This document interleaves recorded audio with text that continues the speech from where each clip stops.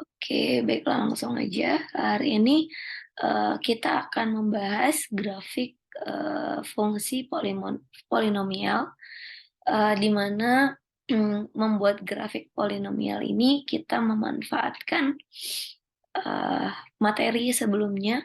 Ya, yang pertama kita mencari titik kritisnya untuk menentukan nilai minimum maksimum. Kemudian kita juga butuh kecekungan dan kemonotonan. Nah, jadi ini adalah apa ya, penggunaan dari aplikasi-aplikasi apa materi-materi sebelumnya ini ya. Oke, sambil mereview eh, materi yang minggu lalu.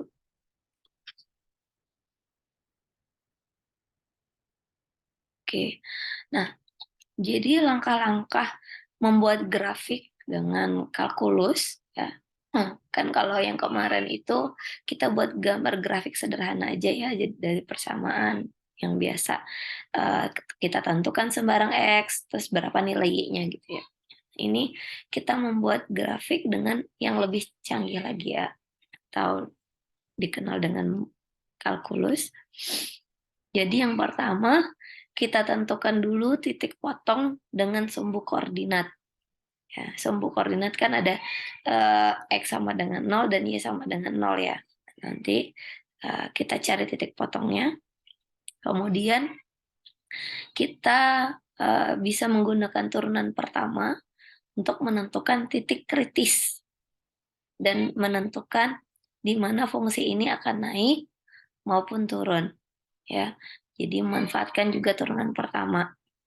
Kemudian setelah tahu titik kritisnya, kita bisa menemukan nilai maksimum ataupun nilai minimum lokal. Kemudian selain menggunakan turunan pertama, kita perlu juga turunan kedua untuk apa? Yang pertama untuk menemukan titik belok. Namanya titik belok ya. Jadi tadinya misalnya dia cekung ke atas. Cekung ke atas tuh huruf U atau huruf N?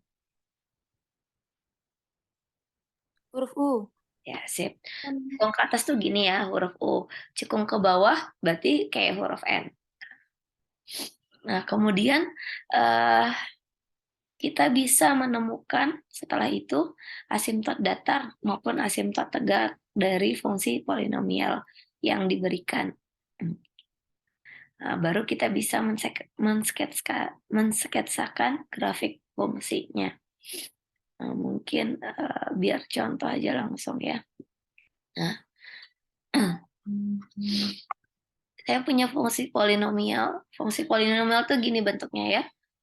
X pangkat 3, ada X pangkat 2-nya, ada X pangkat 1-nya gitu. Nah, terus ditanya misalnya gitu, temukan di mana masing-masing fungsi tersebut naik dan di mana fungsi tersebut turun. Nah, di sini kita bisa menggunakan turunan pertama.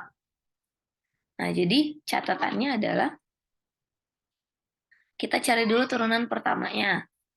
Kemudian dari sana kita dapat split point, kita lakukan tes di mana turunan pertamanya bernilai positif dan bernilai negatif. Kalau ini turunannya apa ya? Turunan pertamanya dari fungsi f? 3X 3x dikurang 4X. kuadrat Ya, per dikurang 4X tambah ditambah 1. 1. Oke. Nah, ini adalah turunan pertama dari fungsi polinomial ini ya. Kemudian eh, gimana kita mau menentukan split point-nya? Nah, split point kita bisa cari dia, kita buat dia sama dengan 0. Nah, ini turunan pertama sama dengan 0 itu adalah untuk mencari yang namanya titik stasioner namanya. Sebentar ya.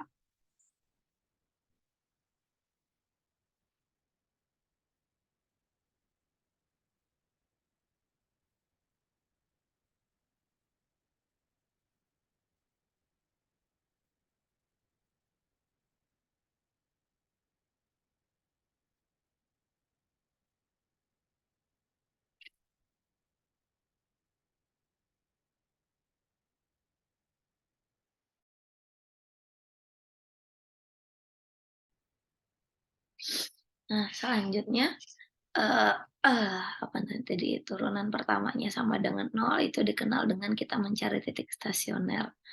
Nah, kemudian ini bisa diakarkan kan ya. Kita cari akar-akarnya, berapa nilai X-nya, berapa ya kira-kira ya? 3X, terus X, berapa nih? Min 1 sama min 1, benar nggak nih? 3X kuadrat, min 3X, min 4, ditambah min 1, ya. Nah, di sini kan kita dapat nilai X-nya ya, atau split point-nya. Sama dengan 1/3 atau X sama dengan 1. Nah, X sama dengan 1/3 dan X sama dengan 1 ini menjadi split point-nya. Nah, selanjutnya jadi split point, ini 1/3, ini 1. Nah, kita cek nilai turunan fungsinya di daerah sini positif atau negatif, daerah sini positif atau negatif, di sini positif atau negatif gitu. Misalnya di sini masukin 0, masukinnya jangan ke fungsi fx ya, tapi ke turunannya karena kita mau ceknya turunannya. Masukin 0, 0 kuadrat, 0, 0, positif ya 1. Di sini masukin 2 misalnya, 2 kuadrat 4, 12. 12 dikurang 8 masih positif, ditambah positif, positif juga. Sini kayaknya negatif. Nah, dari sini kita bisa kelihatan kan ya mana yang turunannya yang nilainya positif dan negatif. Selanjutnya kita akan mencari turunan, diminta misalnya temukan di mana masing-masing fungsi tersebut naik ke atas gitu ya. Nah, kalau di sini bilangnya naik, nah, yuk ada yang ingat nggak kemarin kalau turunan pertamanya nilainya positif berarti fungsinya naik atau turun? Naik. Naik ya. Berarti kita bisa bilang fungsinya naik di mana? Yang daerah-daerah yang positif. Berarti dari sini ya min hingga sampai 1/3 gabung 1 sampai hingga. Di mana dia turun? Turunnya di antara 1/3 sampai 1. Nah, seperti ini. Di sini ada yang mau ditanya sampai di sini? Nah, bisa tahu dia naiknya di mana, turunnya di mana. Ingat, ceknya turunan pertama. Kalau turunan pertamanya nilainya positif, nah berarti fungsinya naik. Nah, kalau misalnya turunannya negatif. Kalau kalian lihat nih ya, ini kan naik, berarti ya kalau digambarin dia naik dulu sampai sini, terus daerah sini dia turun, dari sini dia naik. Lebih kurangnya kayak gitu. Kemudian udah nih dapat naik turunnya di mana. Jangan turun yang pertama. Selanjutnya untuk menentukan dia cekung ke atas atau cekung ke bawah, kita bisa memanfaatkan turunan kedua. Ya. Sama kayak tadi, tapi pakai turunan kedua. Kita cari lagi turunan keduanya. Nah, turunan keduanya itu adalah dari 6X ya, berarti 6X dikurang 4. Dibuat sama dengan 0. X berarti 6X sama dengan 4, X sama dengan 2/3 ya. Nah, jadi split point-nya adalah 2/3. Nah, dari sini kita cek mana yang daerah turunan yang positif dan negatif. Misalnya ambil daerah sini, dari sini 0. Saya ambil 0, negatif. Saya ambil 5, misalnya daerah sini, positif. Nah, kita udah dapat nih di mana turunan keduanya yang negatif dan yang positif. Nah, kalau yang tandanya turunan keduanya negatif, Cekung ke atas, cekung ke bawah. Cekung ke bawah. Oke. Cekung ke bawah ya. Nah, lebih kurang kayak gini. Terus cekung ke atas kayak gitu. Nah, lebih kurangnya gitu ya. Kalau kalian lihat juga agak serupa dengan ini ya. 2/3 kan daerah-daerah sini ya adanya ya. Nah, ini cekung ke bawah dulu, terus dia cekung ke atas. Nah, kita lihat ini lebih detailnya ya. Kalau misalnya tadi kan apa namanya, cuman ditanya di mana dia naik, di mana dia turun, di mana dia cekung ke atas, cekung ke bawah. Nah, ini kalau misalnya diminta untuk menggambar grafiknya. Pertama tadi kan kita perlu membuat titik potong sumbu koordinat. Gimana sih caranya? Nah, pertama kita bisa menentukan titik potong dengan sumbu Y. Maksudnya, kita misalkan X-nya itu nilainya sama dengan 0. Terus gimana? Habis itu kita substitusi ke fungsi kita berapa nilai Y-nya kalau X sama dengan 0. Saat saya substitusi nilai X sama dengan 0, nah nilainya adalah minus 2. Maka saya punya titik potong yaitu 0, minus 2. Nah, selanjutnya diputar balik. Kita misalkan Y-nya yang 0, berapa nilai X-nya? Ya. Nah, kalau misalnya sama dengan 0 kan dapatnya gini ya. Nah, berapa ya nilai X-nya? Nah, salah satu solusi dari persamaan tersebut adalah X sama dengan minus 2. Kenapa ya bisa kayak gitu?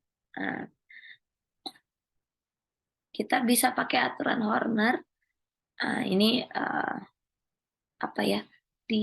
Difaktorkan sih lebih kurangnya. Kalau misalnya pangkat 3-nya kalian udah bingung, kalian bisa pakai aturan Horner. Caranya ambil koefisien pada masing-masing di fungsi polinomialnya, ini 1, minus 2, 1, terus minus 2. Kemudian kita bisa bagi sama 2. Nah, 1 kali 2, ini habis. 2 kali 0, 0. 1 kurang 0, 1. Terus 2 kali. Jadi, apa ya, silang-silang. Kan 1 turunin, terus 2 kali 1, 2. Min 2 dikurang 2, 0. Terus 0 dikali 2, 0. 1 kurang 0, 1. Nanti 2 kali 1, 2 taruh di sini. Hasilnya adalah min 2 ditambah 2, 0. Nah, jadi dari sini kita peroleh X kuadrat ditambah 1. Nah, kemudian kita dapat akar satu lagi adalah X kuadrat plus 1 sama dengan 0. Nah, jadi ternyata solusinya bukan real. Kenapa? Karena pakai akar negatif 1. Akar negatif 1 ini kan imajiner, bilangan imajiner, bukan solusi real. Jadi, kita hanya ambil solusi yang bilangan real aja. Jadi kita ambilnya adalah 2. Nah, jadi titik potongnya itu adalah untuk sumbu Y sama dengan 0 adalah 2,0. Kemudian kalau sudah dapat titik potongnya tadi 0,-2 dan 2,0. Nah, habis itu kita cari turunan pertamanya seperti yang tadi ya. Tentukan titik kritisnya, cari turunannya.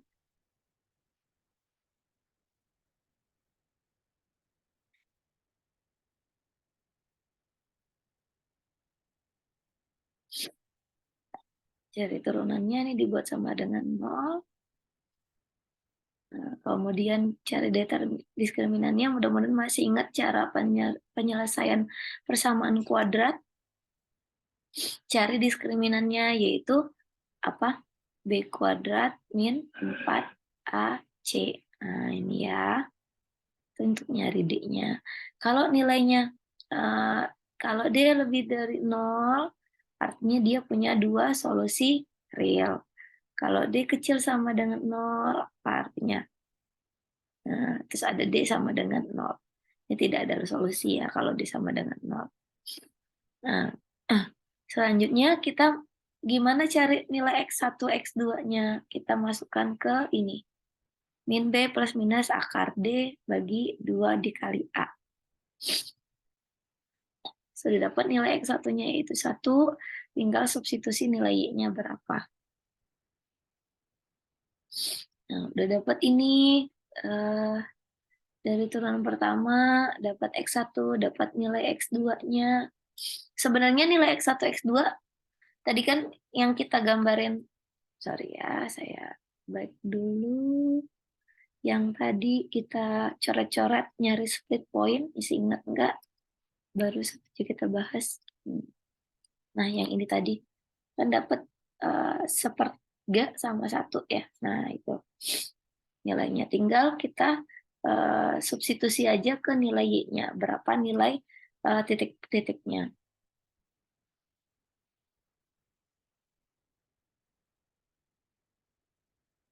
Nah, kan tadi kita dapat 1 sama sepertiga ya. Nah, tinggal dimasukin aja ke Y. Nah,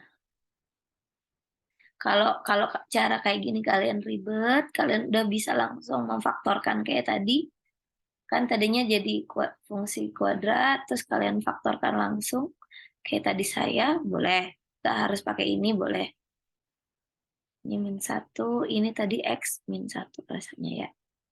Sama dengan 0. Sama aja kok caranya. Nah, tapi jangan lupa dicari berapa nilai Y-nya ya. Udah dapat juga titik-titiknya ya. Ini disebut dengan titik kritis. Kemudian tadi kita udah uji turunan pertamanya udah juga kan kita coba. Turunan pertama di mana dia naik turun. Ya, kita peroleh tadi ya. Ini saya langsung aja, tapi kalian bisa lihat jelasnya di sini. Yang udah kita bahas. Jadi dia naik di yang kuning, turun di hijau. Kenapa? Karena turunannya nilainya negatif. Nah, di oranye dan kuning dia naik karena di sana turunan pertamanya nilainya positif. Sudah dapat, tinggal kita cari turunan kedua kayak yang tadi. Turunan kedua ini adalah untuk mencari yang namanya titik belok, di mana titik belok ini kita bisa tahu di mana dia cekung ke atas dan cekung ke bawah.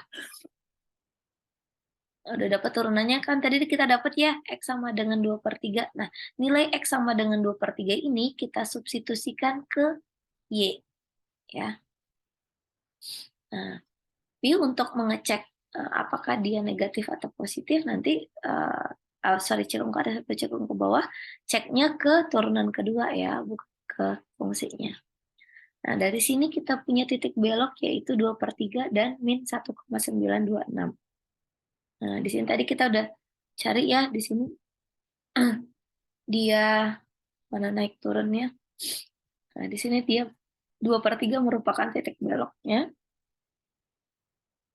Nah, ini cekung ke atas, cekung ke bawah. Kita bisa lihat dari sini. Cekung ke bawah. Karena dia kecil dari 0, turunan keduanya. Dan cekung ke atas karena turunan keduanya dia lebih dari 0 atau bernilai positif. Nah, udah dapat. Kita tinggal sketsa grafiknya. Sketsa grafik kok bisa kayak gini, Bu? Dari titik-titik yang tadi. Kemudian dengan informasi cekung di mana dia, naik di mana dia. A 0,-2 kan di sini. B-nya itu adalah B-nya 2,0. C-nya 1, ini dari informasi-informasi yang kita peroleh. D-nya di sini. E-nya di sini. Itu adalah titik belok tadi ya. Ini titik beloknya.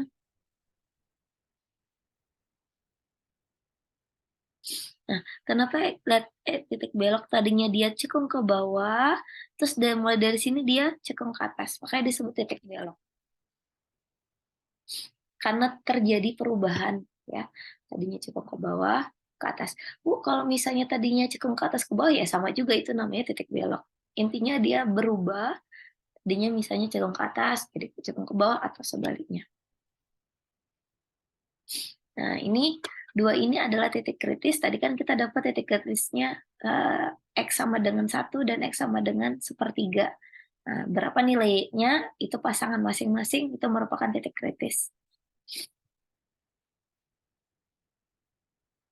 Jadi, dari sini kita bisa tahu kalau fungsi itu akan naik di X kecil dari sepertiga dan X lebih dari 1, akan naik dia ya. Dari sini, dia naik, kemudian daerah sini dia juga naik di antara di X lebih dari 1 dia juga naik fungsinya. Ini terus di antara sepertiga dan 1 dia turun, cenderung turun, walaupun tidak menukik tajam. Kemudian cekung ke atasnya, cekung ke bawahnya daerah mana, cekung ke atasnya daerah mana. Jadi kita bisa tahu. Nah, lebih kurang seperti inilah cara menggambar grafik dengan menggunakan kalkulus. Kita memanfaatkan turunan pertama, turunan kedua, gitu ya. Ini kalau di Zoom, nah kayak ginilah lebih kurangnya.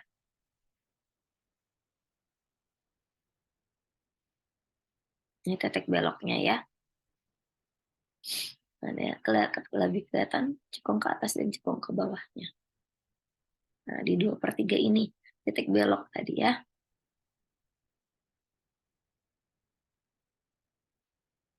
Sudah selesai. Nah, gampang kan? Gampang banget.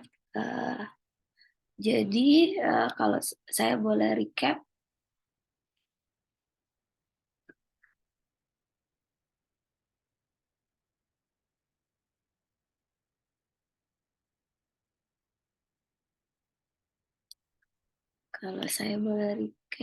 tadi yang pertama. Nah, ini adalah langkah-langkah utamanya kita membuat grafik dengan kalkulus. Nah, jadi buat titik potongnya dulu. Titik potong ini intinya adalah kalian misalkan X-nya sama dengan 0, terus Y-nya berapa? Kalian misalkan Y-nya sama dengan 0, X-nya berapa? Dari sini kalian udah bisa dapat pasangan titik potong kan ya. Nah, ini dapat pasangan titik. Ini X, Y. Ini juga X, Y. Kemudian, jangan turunan pertama. Kalian buat turunan pertamanya sama dengan 0. Dari sini kalian udah bisa dapat nanti berapa ya nilai X-nya. Gitu. Dari sini dapat nilai Y-nya juga berapa. Jadi pasangan titik lagi. Dari sini juga kalian bisa dapat daerah-daerah nilai X untuk cek di mana dia naik ataupun turun.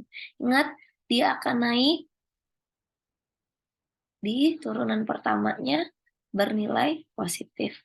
Akan turun kalau turunan pertamanya kecil dari 0. Ya. Hati-hati cara cek nilainya, jangan kalau untuk nilai Y ke fungsi utama, ke fx, tapi kalau untuk ngecek turunannya nilainya positif atau negatif ya substitusinya ke turunan pertamanya. Nah, gitulah ya. Terus ini dapat bisa nilai maksimum ataupun nilai minimum itu bisa kita peroleh dari kita punya titik.